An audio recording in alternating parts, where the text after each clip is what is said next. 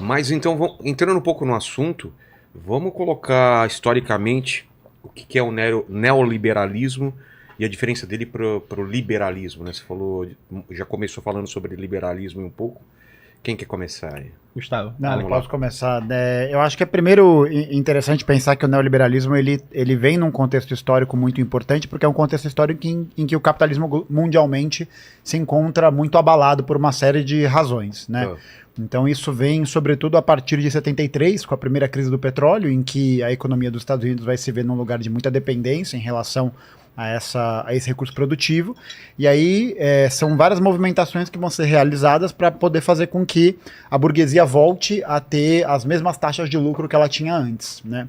Então tem uma obra muito boa que é da Dominique Levy e do Dominique Levy e Gerard Dumenil, que fala da crise do neoliberalismo, e ele faz esse panorama, em que ele mostra que ali nos idos dos anos 70, uma pessoa que trabalhasse ali sindicalizada, ela ganhava, um CEO de uma empresa naquele período, ganhava 35 vezes a mais do que um trabalhador ganhava que era sindicalizado regularmente.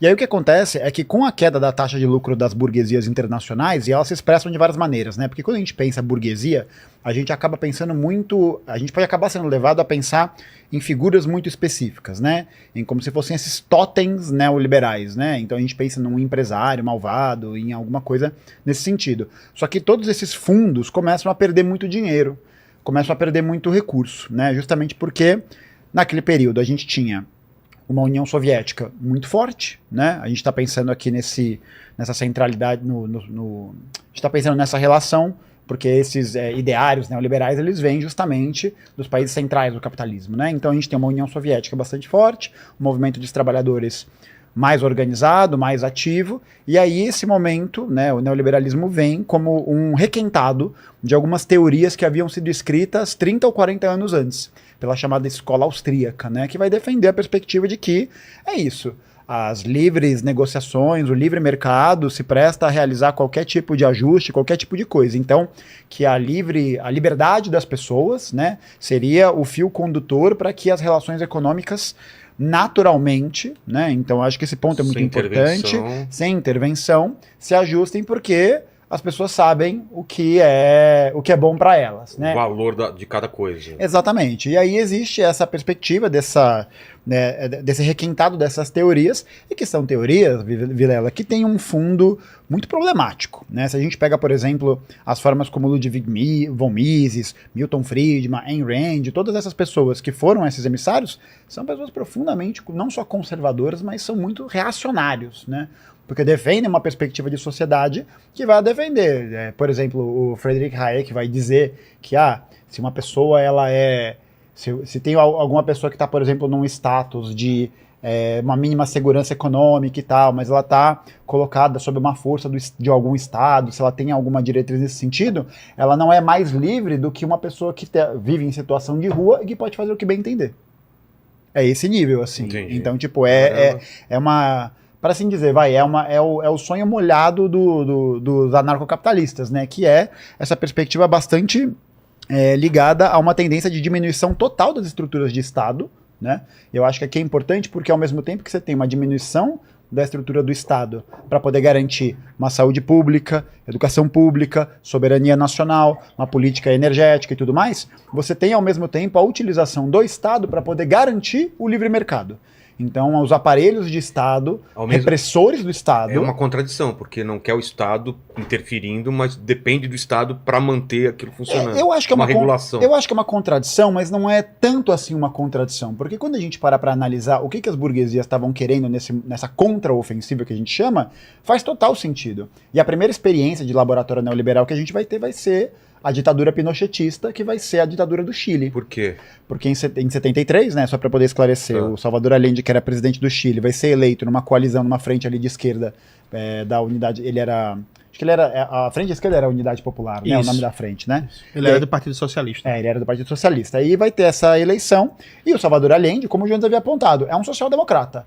É um cara que naquele período acreditava num processo de possibilidade de transição ao socialismo pela via institucional, pela via democrática, e aí ele implementou uma série de reformas, né, reformas que vão passar justamente por esse lugar do desafio ao imperialismo. E aí a mais notável delas foi a nacionalização da exploração das minas de cobre no Chile, que era o principal recurso que os países centrais do capitalismo, né, as empresas, né, dos países capitalistas centrais, ganhavam muito dinheiro com a exploração desse recurso. Então o que se fazia?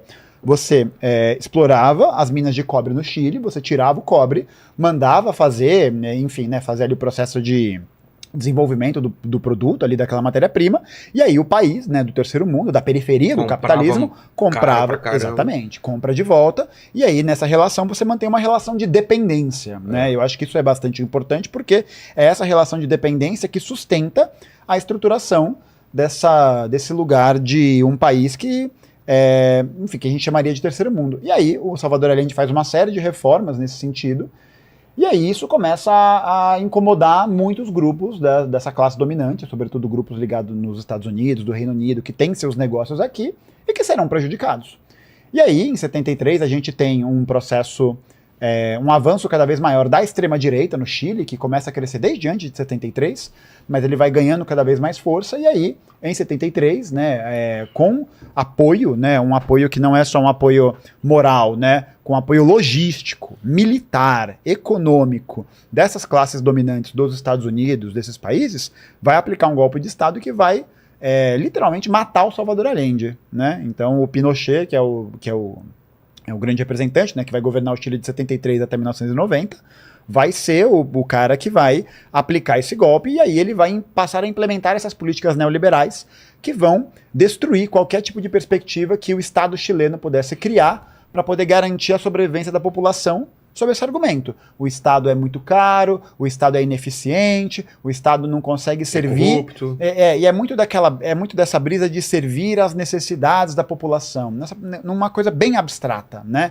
Como se todas as necessidades fossem iguais, como se toda a população tivesse as mesmas demandas.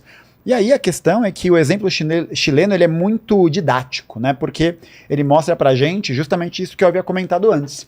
É uma destruição, né, das estruturas econômicas, político-econômicas do Estado, né? Então por exemplo, o Chile não tem previdência pública. Então, se você não tem uma previdência privada, se você não consegue investir para poder comprar, esquece. É um dos lugares que tem uma das maiores taxas de suicídio entre idosos no planeta. Nossa. Justamente porque a pessoa é isso, se ela depende única e exclusivamente do trabalho dela, né? E aí é naturalizar coisas assim, né? A pessoa tem lá 70, 80 anos e está trabalhando de caixa de supermercado porque precisa ter dinheiro, porque não tem uma estrutura de saúde pública, não tem uma estrutura de educação pública, não tem uma estrutura de previdência pública. O Chile volta para esse lugar, ele acentua esse lugar da dependência, mas como que eles conseguem fazer isso? E aí que vem com a implementação de um golpe.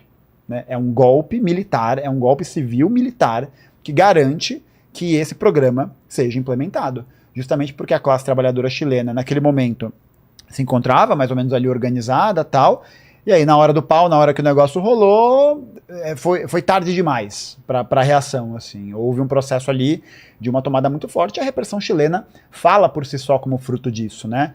Tem um filme muito bom que chama Missing, né, que é um filme que conta a história de um jornalista, né, que o pai de um jornalista dos Estados Unidos, que o filho dele mora no Chile, e aí o filho dele some, desaparece, e não dá mais notícia.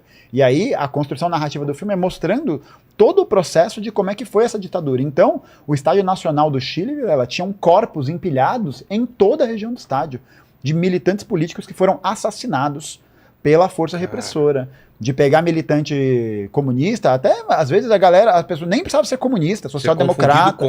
Não e tipo, nossa senhora, até empolgou aqui, né? É isso, mas tipo, de pegar esses militantes e jogar do avião no Oceano Pacífico. Caramba. Tem muito caso de sequestro de criança para poder vender para militar. E aí a grande questão é essa, né? Todo esse aparato, ele é muito justificado pelo discurso técnico. Né? Então a economia para os neoliberais ela é muito vista sob essa perspectiva de que não, veja, né, se você cortar gasto, se você colocar isenção, se você estruturar dessa tal maneira, as coisas vão acontecer. Né? Então você tem uma substituição muito importante, né, para o projeto neoliberal dessa ideia, né, de uma economia que sai de uma compreensão política, né, porque é isso, a economia ela tem tudo a ver da forma como a política está constituída, e você parte para um discurso técnico. um dos grandes aprendizes, né, do neoliberalismo no Chile foi o senhor Paulo Guedes. Ah, é? Paulo Guedes, sim. Paulo Guedes trabalhou no Chile na época da ditadura Pinochet. estudou junto com o Chicago Boys, que era a escola de economia de Chicago, que tinha essas ideias eram mais recorrentes, né? Então, isso surge no Chile, né, como esse laboratório neoliberal. E aí, nos anos 80, a gente tem uma virada histórica que vai acontecer nos Estados Unidos e na Inglaterra, com as eleições do Ronald Reagan e da Margaret Thatcher, que vão realizar esses programas, né, que vão ampliar a realização desses programas. Então, a gente tem, por exemplo, né, a própria ideia do que a Margaret Thatcher vai se utilizar, né, dessa força é muito expressa na greve dos mineiros de 1984, em que as minas, né, da Inglaterra, os sindicatos mais fortes, iam ser privatizados, os trabalhadores se unem para poder ali tentar impedir isso, e com a ajuda da polícia, né, das forças repressoras de Estado, da imprensa e dos grupos economicamente dominantes, vão destruir essa mobilização. E aí você passa um programa que vai fazer com que os trabalhadores percam qualquer tipo de segurança e que leve a um processo cada vez maior de precarização do trabalho. Então, é isso. Hoje em dia, você vê que essas atividades que se tornam cada vez mais recorrentes nos Estados Unidos, né, e acho que isso é um símbolo importante, são atividades em que não existe vínculo empregatício. Os Estados Unidos não têm aumento de salário mínimo real, né, acima do teto da inflação há 40 anos. Cada um por si. É cada um por si, assim. E é um aumento que não vai existir e o aparato neoliberal ele é muito sustentado por essa ideia do discurso técnico, né, de que a economia é uma parada que é feita para pessoas entendidas. E aí o Estado serve para quê? Para poder enfiar goela abaixo esse projeto, para poder garantir com que isso aconteça. E aí, no caso, eu acho que a experiência brasileira, ela nasce até como um desvio dentro da norma mundial. Porque na norma mundial, em 88, quando a Constituição é promulgada, o neoliberalismo ele já era o receituário dominante em quase todos os países ali, sabe? Só que o Brasil ele vai entrar nesse processo com uma perspectiva de uma Constituição social-democrata, né? Uma Constituição que já era muito vista como antiquada, e não é à toa que de lá para cá a gente tem muitas reformas constitucionais. Tirando os elementos que são fundamentais. Por quê? Porque no momento que ela é aprovada, a classe dominante brasileira começa a fazer essa pressão, e aí começa... Por que ela começa social-democrata? Porque existe nesse processo dos anos 80, mais ou menos... o Brasil estava na ditadura militar, né? E aí na ditadura militar você tem um processo de repressão muito grande ali na virada dos anos 60 para os anos 70, e esse processo de repressão, ele garante, né, de alguma maneira, essa estabilidade, né? Então, depois que a luta armada foi desarticulada, que o PCB foi duramente perseguido nesse processo e outras organizações, alguns eventos vão acabar criando um desgaste muito grande do regime economicamente. Então a gente tem, por exemplo, a gente até falou, né, da própria figura do Lula, que é uma figura importante que aparece nesse movimento sindical, nessa época tal. E aí essa pressão da organização da classe trabalhadora brasileira que faz com que diversos aparelhos constitucionais brasileiros possam se encaixar nessa definição de social-democracia, né? O SUS, por exemplo, é uma luta feita e realizada pelos trabalhadores da saúde e por esse grupo que consegue ganhar isso no grito, né, tirar isso na força.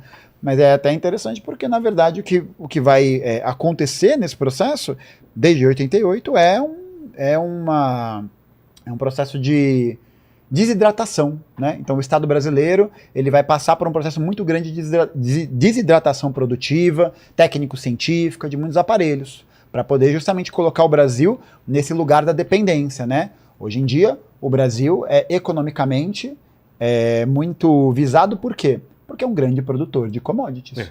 Porque é um grande produtor de bens de baixo valor agregado. Que é o quê? É o minério de ferro cru, é a soja in natura.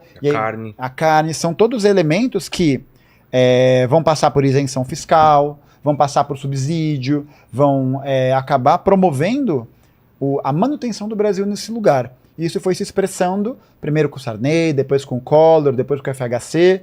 E aí, esse processo ele acaba levando a uma destruição muito grande da condição de vida da classe trabalhadora, e não só da condição de vida, mas da mobilização, né? Então, lá nos anos 80, a gente tem uma classe trabalhadora brasileira que estava mobilizada, que conseguia fazer alguma coisa nessa direção. E hoje em dia? A gente olha, por exemplo, para os programas neoliberais que são passados, né, a rodo, sem nenhum tipo de debate público, e qual que é a mobilização que existe? A mobilização que existe é justamente do campo da esquerda radical. Do campo que se diz em oposição a isso, ou que vê, pelo menos criticamente, esse tipo de apreensão.